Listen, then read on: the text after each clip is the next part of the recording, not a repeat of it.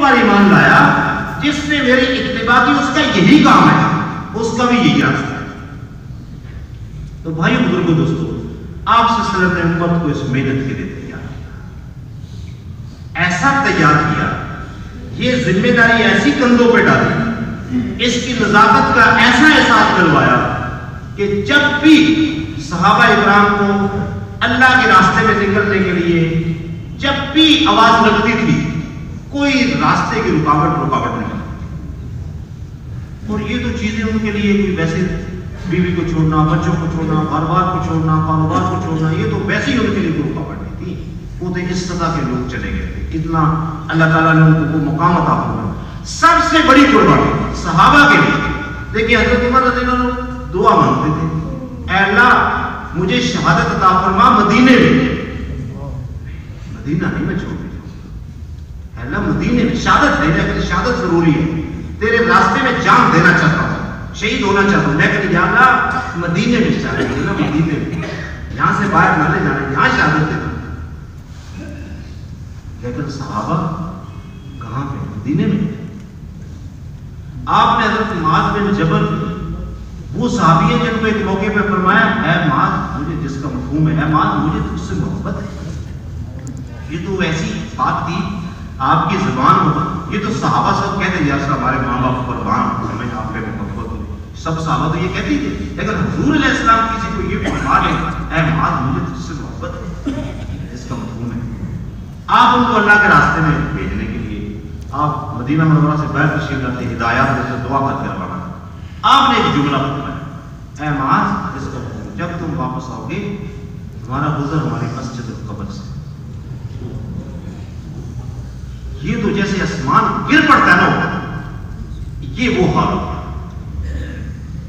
آنسو بہنے شروع ہو گئے۔ وہ کوئی اس کا مطلب یہ حضور صلی اللہ علیہ وسلم کی آخری ملاقات، اور آپ تو موجود ہیں، ابھی زمین پہ ہیں، پردہ تو نہیں فرما رہے کہ آج پردہ فرما رہے ہیں آخری ملاقات ہے، نہیں نہیں، یہ تو موجود ہیں،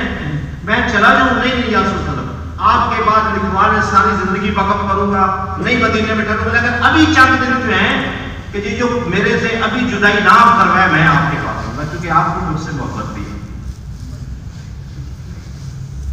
وہ بہت بڑا مقصد، ساری دنیا کی انسانیت کو جہنم کی آگ سے بچانا،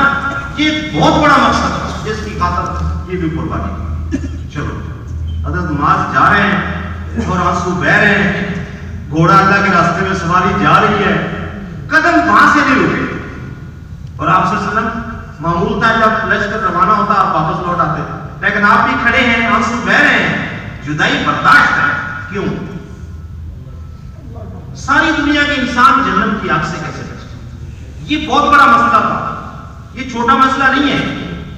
کہ انسانیت کا سمندر ہمیشہ کی جہنم کی طرف جا رہا ہے، اور وہ کبھی دوزخ سے نہیں نکلے گی، زنجیروں سے باندھ کے ان کو ڈال دیا جائے گا، اور ان کو موت نہیں آئے گی، اور لہو اور پیپ پینے کو ملے گا، اور زقوم کھائیں گے،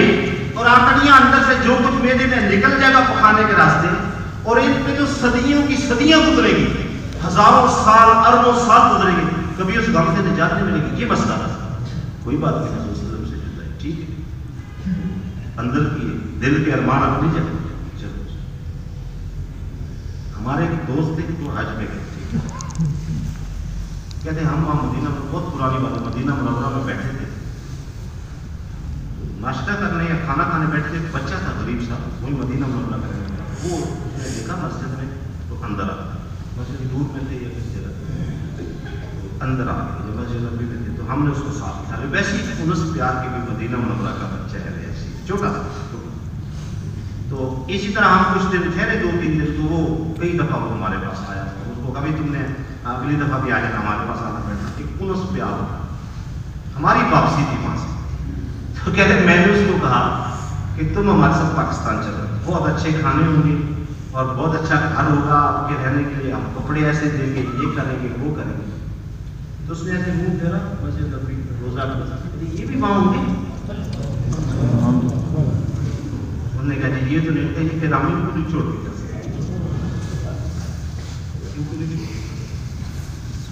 لیکن کیا مجبوری تھی کہ حضور صلی اللہ علیہ وسلم نے صحابہ کو اس کا ایسا احساس اندر ذمہ داری کا اندر اتارا تھا، احساس دلایا تھا کیا زندگی کے راستے. حضرت فرق رحمۃ اللہ علیہ 27 سال ہی بار نکل گئے کٹھے، ایک ہی سفر 27 سال کا مدینہ منورہ کے رہنے والے، 27 سال جوانی ساری 27 سال ہی بار نکل گئے. اتنی ضرورت تھی بات، اتنا کام تھا. یہ تو ہمیں لشکر چند نظر آتا ہے نا، لشکر گئے تھے یا ہوا جگہ. اگر آپ زندگی اٹھا کے دیکھیں صحابہ کی زندگی، آپ صلی اللہ علیہ وسلم کی، آپ صلی اللہ علیہ وسلم کے زمانے میں چین میں کوئی لشکر تو نہیں آیا تھا، صحابی آئے وہاں، صحابہ آئے، لشکر نہیں آیا. ایک صحابی کی قبر ہے وہاں، بڑی مشہور قبر ہے، آپ کے زمانے میں تشریف لائے، آپ کو آپ نے بھیجا ہے. حضرت عمر کے زمانے میں بر صغیر میں 3 جماعتیں آئی ہیں، تھوڑے تھوڑے افراد میں مشق میں، جن کا تذکرہ کتابوں میں نہیں ہے، یہ کسی نے تاریخ میں لکھے ان چیزوں کو نہیں ہے. وہ لشکروں کے تو لکھتے رہے، یہ چیزیں بھول ہی گئے کہ وہ جو مقصد حیات تھا نبی کا، اس کی خاطر وہ چند لشکروں کے بعد چپ کر کے سارے باقی زمانہ بیٹھے رہے. حضرت عمر کے زمانے میں 3 جماعتیں بر صغیر میں ہیں، تینوں کے امیر وہ طائف والوں میں سے تھے. حضرت معاویہ رضی کے زمانے میں یہ سندھ تک جو قبریں وہاں صحابہ کی ہیں، اس میں سکر کے قریب ہے، یہ تو حضرت معاویہ رضی کے زمانے میں تشریف لائے تھے. اور وہاں کے لوگوں نے بتایا، وہاں بہت بڑے عالم تھے، انہوں نے وہاں مدرسہ بھی اس قبرستان کے بعد کنارے پہ بنایا. انہوں نے بتایا کہ یہ جو تشریف لائے تھے تو سنا ہے یا لکھا ہے، انہوں نے کہا کہ 500 کے قریب افراد تھے یہ، جن میں سے 3 کا یہاں نام پتہ، باقی ان کی کوئی خبر نہیں. پوری دنیا میں صحابہ لکھے، ریگستان، پہاڑ، جنگل، صحرا، اونٹ، گھوڑے، کھانا ختم، پتے کھا رہے، گھاس کھا رہے. ایک صحابی کہتے ہیں مجھے پیشاب کی جگہ پخانا اور پیشاب کی جگہ خون بہتا ہے.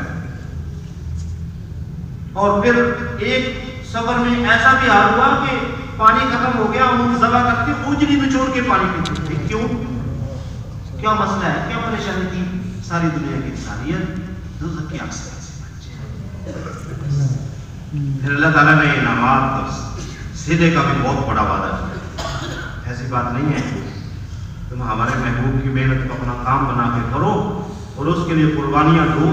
اور جدائیاں گھر والوں کی برداشت کر کے دنیا میں پھرو، اور پھر تم قیامت کے دن ہم اس کی قیمت ڈالیں گے، ہم اس کی قیمت ڈالیں گے قیامت کی. نبیوں کو سفارش کی اجازت ملے گی نا جی، ملے گی نا جی. انبیاء علیہ السلام کو، حافظ قرآن کو سفارش شفاعت کی اجازت ملے گی. کیوں جی؟ سنا ہے نا 10 آدمیوں کو دوزخ سے نکالنے کا ذریعہ، دوزخ والوں کو اپنے خاندان کے. حاجی صاحب کو کتنے لوگوں کو ملے گی؟ 400 گھرانے یا 400 برادری کتنے ملے گی؟ اور نبیوں کو کتنے اونچے پیمانے کی ملے گی؟ اور آپ صلی اللہ علیہ وسلم کی امت کے ان لوگوں کو انبیاء علیہ السلام کی طرح شفاعت کی اجازت ملے گی. جاؤ، بندے نہیں گن کے دیتے 400 گھرانے نکالو، 4000 کا، جاؤ دیکھ لو،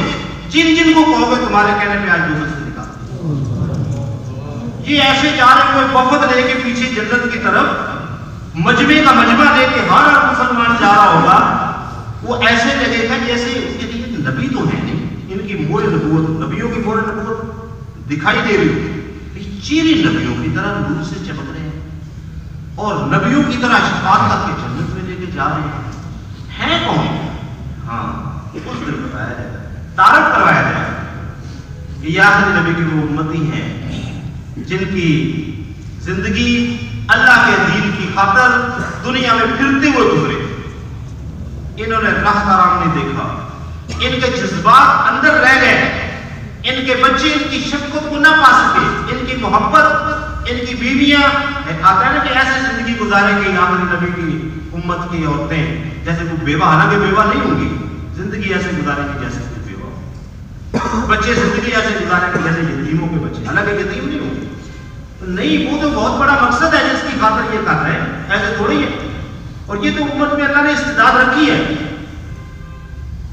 ہم موزمبیق میں تھے، ایک گجرانوالے کا نوجوان ملا، 21-22 سال کا، اکیلا ماں باپ کا بیٹا، اور باپ ان کا صوفیہ میں تھا، ماں اور بہنیں اکیلے یہاں گجرانوالے میں رہتے، اور 7 سال ہو گیا ایک دفعہ بھی واپس نہیں آیا. 7 سال. ہم نے اس کو کہا یار تمہیں دیکھ کے یا مل کے تو ہمیں ساتھ میں ایسے لگ رہا ہے جیسے ہے کوئی نہیں، بات ہی نہیں ہے. 7 سال ہو گئے کہ جی واپس، اس لیے گھر والوں نے کہا کہ واپس نہ ہو، واپس آؤ، پھر دوبارہ جانے سے کاغذ نہیں. استعداد ہے امت، اس کی گھٹی میں ڈالا گیا، اس کے خمیر میں یہ پیدا کیا، اس کو بنایا اس طرح گیا ہے، اخرجت للناس اس کو بنایا گیا ہے، اس کے اندر یہ چیز تھی، لیکن امت سے جب بازو کو پکڑ کے باندھ دو کچھ دنوں کے بعد اس کے اندر کی استعداد ختم ہو جائے جو اپنے محل میں استعمال ہو۔ تو اللہ تعالیٰ نے ہمیں موقع دیا۔ بھائیوں کوئی پتہ نہیں خدا کی قسم کب زندگی ہمارا ساتھ، یہ کل کی بات ہے، بھائی منیر صاحب ہمارے سب کے سامنے یہاں مشورے میں بیٹھے ہوئے ہیں، جو تقاضا اللہ تعالیٰ نے ان کو ایسا اپنے کام کے لیے قبول کیا اور توفیق عطا فرمائی جس کا کوئی تصور نہیں کر سکتا۔ کام کو بھی کتنے عرصے سے دکانیں دکھنے کام کو بس میں ہر وقت ہر تقاضے کے لیے جب بھی